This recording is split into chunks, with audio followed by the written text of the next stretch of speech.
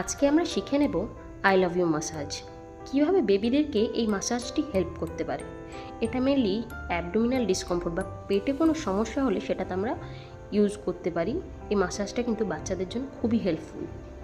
তো ফার্স্ট দেখে নিচ্ছি আই ওয়ার্ডটা দিয়ে আমরা যে ডিসেন্ডিং কোলন আছে সেই জায়গাটাতে প্রেশার দেব।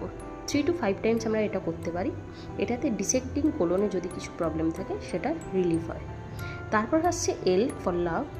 এটা হচ্ছে ট্রান্সভার্স এবং ডিসেন্ডিং কোলনের মাসাজ। এভাবে আমরা 3 to 5 টাইমস করব। তারপরে আসছে ইউটা মেনলি হেল্প করে আমাদের 3টে কোলনে। ফার্স্ট হচ্ছে যে কি অ্যাসেন্ডিং, দেন ট্রান্সভার্স, দেন ডিসেন্ডিং, 3টেতেই এটা মাসাজ হচ্ছে। তার ফলে কী হয়, বেবি যদি কোনো অ্যাবডোমিনাল ডিসকমফোর্ট থাকে বা পেটে যদি কোনো গ্যাস থাকে বা কোনো কনস্টিপেশনের প্রবলেম হয় বা কলিক পেন হয়, সেগুলো থেকে রিলিফ পায়। Thank you and subscribe for more.